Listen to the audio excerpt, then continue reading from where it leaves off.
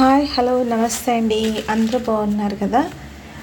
ఎంత మంచి కూరలు వండుకున్నా, ఎంత మంచిగా అన్నీ ప్రిపేర్ చేసుకున్నా, రైస్ కరెక్ట్గా రాలేదనుకోండి, ఇంకా ఆ రోజు ఆ వంటలన్నీ వేస్ట్ అయిపోతాయి. అందుకనే మనం వంటలు చేసేటప్పుడు ఫస్ట్ అన్నం వండటం ఎలాగో జాగ్రత్తగా తెలుసుకోవాలి. ఇదేం పెద్ద పెద్ద ఏమీ కాదండి ప్రాబ్లమాటిక్. చాలా ఈజీగా మనం వండేసుకోవచ్చు. ఫస్ట్ రైస్ తీసుకోవాలి. మనం ఎంత వంట చేసుకోవాలనుకుంటున్నామో అంత రైస్ తీసుకోండి. ఉడికేటంత గిన్నె తీసుకోండి. దాన్ని శుభ్రంగా ఆ రైస్ని 2-3 సార్లు శుభ్రంగా వాష్ చేసేయండి. చేసిన తర్వాత గిన్నెలోనికి నిండా వాటర్ పోసేసుకోండి. నేను పోసేసాను కదా, అలా పోసేయండి. ఒకవేళ మీరు పెద్ద గిన్నె తీసుకున్నారనుకోండి, ఒక గ్లాసు బియ్యానికి ఒక 5-6 గ్లాసులు వాటర్ పోసేసుకోండి. పోసేసుకుని అన్నాన్ని ఫుల్ ఫ్లేమ్లో పెట్టి స్టవ్ వెలిగించేస్తే ఒక్క నిమిషానికి అదేమవుతుందంటే ఇలా ఉడకటం మొదలు పెడుద్ది. ఇలా ఉడకటం మొదలుపెట్టినప్పుడు అన్నాన్ని ఇదిగో నేను గరిటెతో చూపిస్తున్నట్టు తిప్పండి. అలాగే పైకి వచ్చిన నురగను తీసేయండి. తీసేసి దగ్గరుండి అన్నాన్ని ఎలా ఉడుకుతుందా ఏంటి అనేది చెక్ చేసుకోండి. అన్నం మాత్రం ఉడికేటప్పుడు ఎట్టి పరిస్థితుల్లోనూ తక్కువ మంట పెట్టద్దు. ఎక్కువ మంట మీద ఉడికినప్పుడే అన్నం అనేది చక్కగా మనకి అందంగా పొడి పొడిగా మల్లె పువ్వులాగా విరజిల్లుతూ వస్తుంది. అలా కాకుండా మనం తక్కువ మంట పెట్టి వండితే అది లోపల ఉడికిపోయి మెత్తగా సగ్గిపోయినట్టు అయిపోద్ది. అలాగే అన్నం ఉడికిందా లేదా అనేది ఎలా చెక్ చేసుకోవాలి అంటే, మనకి ఉడుకుతున్నట్టు కనిపిస్తున్నటువంటి ఈ ఒక అన్నం మెతుకు తీసుకొని నోట్లో వేసుకోండి. నోట్లో వేసుకున్నప్పుడు అది కరెక్ట్గా మనం తినేటట్టుగా కంటే కొంచెం గట్టిగా ఉన్నప్పుడు, గట్టిగా అనిపించినప్పుడు ఇంకా స్టవ్ ఆపేసుకోవాలన్నమాట. ఆపేసుకొని అప్పుడు దాన్ని మనం వంచుకోవడానికి ప్రయత్నం చేయాలి. మన ఛానల్ చూస్తున్న మీ అందరికీ థ్యాంక్స్ అండి. లైక్ చేయండి, షేర్ చేయండి, సబ్స్క్రైబ్ చేయండి, కామెంట్ చేయడం మాత్రం మర్చిపోకండి. ఏమండి, మన రైస్ ఉడికిపోయింది. ఫస్ట్ స్టవ్ ఆపేసిన వెంటనే మనం ఇందులో ఉన్నటువంటి గంజిని వేరే గిన్నెలోనికి వంచేసుకోవాలి. అలాగే దానికి సరిపడగా మూతని కరెక్ట్గా సెట్ చేసుకోవాలి. ఈ గంజిని ముందుగా మనం వేరే గిన్నెలోనికి వంచుకోలేదనుకోండి, మనం ప్లేట్ అడ్డబెట్టి అన్నం వంచుతున్నప్పుడు ఏమవుతుందంటే ఆ వేడి గంజి అనేటటువంటిది మన చేతుల మీదకి వచ్చేస్తుంది. వచ్చినప్పుడు మన చేతులు కాలిపోతాయి.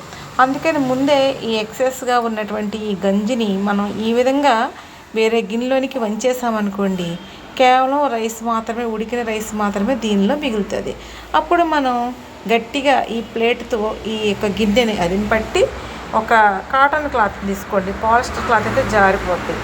ఒక కాటన్ క్లాత్ని తీసుకొని ఆ గిన్నె అంచుల్ని, మన ప్లేట్ అంచుల్ని గట్టిగా పట్టుకొని ఇలా మనం ఏ గిన్నెలోకి అయితే గంజి ఇందాక వంచామో అదే గిన్నె మీదకి దీన్ని సపోర్ట్ చేసుకుంటూ జాగ్రత్తగా పెట్టుకోవాలి. ఇలా వంచేయాలన్నమాట. కింద మనం వంచడానికి తీసుకున్న గిన్నె కూడా పైన తీసుకున్న గిన్నెకి కరెక్ట్గా సరిపోయింది ఉండాలన్నమాట అండి. అలా అయితే ఇలా ఆ గిన్నె మీద ఈ అన్నం గిన్నె అనేటటువంటిది ఇలా స్టాండ్ అవుతుంది అనమాట. ఈ మూత ఈ అన్నం గిన్నె ఊడిపోకుండా, ఓపెన్ అవ్వకుండా మనం ఈ క్లాత్తో 2 అంచుల్ని లాక్ చేసినట్టుగా పట్టాలన్నమాట. 5 నిమిషాలు అయిపోయిందండి. వంచిన తర్వాత మొత్తం గంజి అంతా వాడిపోయింది. ఇప్పుడు మళ్ళీ దీన్ని మనం దమ్మేసుకుంటున్నాం అనమాట. ఇది గంజి. దీనిలోనికి మనం కాస్త ఉప్పు, కాస్త నిమ్మరసం వెండుకు తాగితే చలవ చేస్తుంది. చాలామంది గంజిని ఇష్టంగా తాగుతారు, మంచిది. అలాగే ఇప్పుడు చూడండి, మన అన్నం అన్నట్టుగానే ఎంత పొడిగా చాలా మల్లె పువ్వులాగా చాలా విత్తనాల కింద ఎలా అన్నము ఎలాగ చక్కగా వచ్చిందో చూడండి. ఫంక్షన్స్లో, పెళ్లి భోజనాల్లో అలా రకరకాలుగా మన ఇంట్లో వండుకునేటటువంటి గుమ్మలాడే వంటలతో ఇలా వండుకున్న అన్నంలో వేసుకొని తింటే ఆ మజా వేరేగా ఉంటుంది. మనకి ఎంతో ఇష్టంగా తినాలని అనిపిస్తుంది అనమాట. అన్నం చూడిపోతే ఆ రోజు పప్పుచారులు, పులుసు కూరలు వండుకోవాలి. దీనికి కాంబినేషన్గా ఇప్పుడు నేను మరి వంకాయ వేపుడు చేస్తున్నానండి. ఈ వంకాయలు కూడా లేత వంకాయలు సన్నగా పొడిగ్గా కోసాను. ఫస్ట్ వెల్లుల్లిపాయలు దంచినవి ఆయిల్లోకి వేసాను. అలాగే ఒక 1/2 టీ స్పూన్ పచ్చిశనగపప్పు వేసాను. కొంచెం జీలకర్ర, కొంచెం ఆవాలు వేసాను. ఎండుమిర్చి, కరివేపాకు కూడా వేసాను. వేసి అవి వేగిపోయిన వెంటనే వాటిలోనికి ఈ వంకాయ ముక్కల్ని కూడా వేసేసాను. వంకాయ ముక్కలు కోస్తున్నప్పుడు జాగ్రత్త అండి.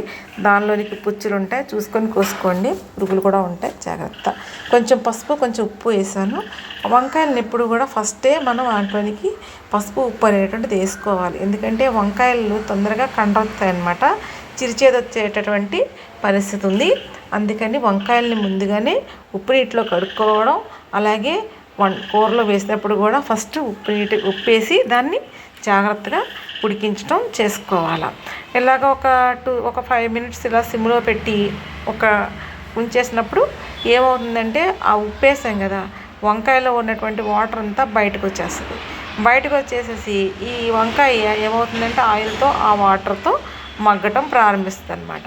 అలాగా ఒక 2-3 మినిట్స్కి ఒకసారి మనం చెక్ చేసుకుంటూ వంకాయని వండాలి. మొదటి 2-3 మినిట్స్ మనం బాగా సిమ్లో పెట్టిన, ఆ తర్వాత మరలా ఇంకొక నిమిషం మాత్రం సిమ్ కంటే కొంచెం ఫ్లేమ్ పెంచి మూత పెట్టి ఉంచుకోవాలి. ఖచ్చితంగా వంకాయ మగ్గించేటప్పుడు మూత అనేది పెట్టుకోవాలి.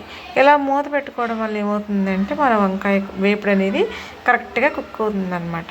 ఓకేనా అండి? మరి నా ఛానల్ చూస్తున్న మీ అందరికీ మరొకసారి థ్యాంక్స్ అండి. లైక్ చేయండి, షేర్ చేయండి, సబ్స్క్రైబ్ చేయడం మర్చిపోవద్దు, కామెంట్ చేయండి. ఓకేనా అండి? వంకాయ వేపుడు అవుతూ ఉంది. మరి ఇంకోసారి చెక్ చేసుకుందాం. ఇలా 2-3 మినిట్స్కి ఒకసారి చెక్ చేసుకుంటే మన కూర మాడిపోకుండా కరెక్ట్గా పొదల మీద వస్తుంది. లేత వంకాయలు సెలెక్ట్ చేసుకోవాలండి. ముదురు వంకాయలు అయితే విత్తనాలు వచ్చేస్తాయి కాబట్టి బాగోదు.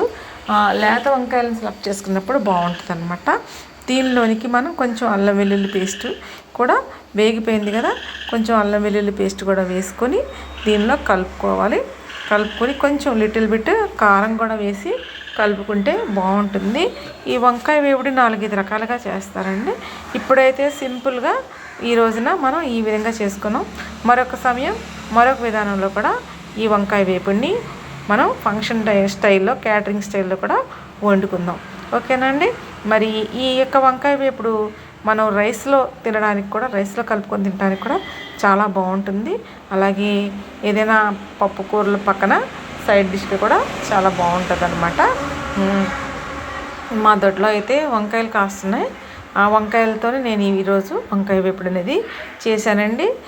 మీ ఇంట్లో ఏదైనా చిన్న ప్లేస్ ఉంటే అక్కడ ఈ విధంగా మొక్కలు పెంచండి. మొక్కలు పెంచితే అవి కాయలు కాసినప్పుడు చాలా హ్యాపీ అనిపిస్తుంది. వాటిని వండుకున్నప్పుడు చాలా టేస్టీగా ఉన్నాయి కూర అనిపిస్తుంది అనమాట. అందుకని మరి తప్పకుండా చిన్న కుండీల్లోనైనా సరే ఈ యొక్క మొక్కలను పెంచడం అనేటటువంటిది చాలా హ్యాపీనెస్.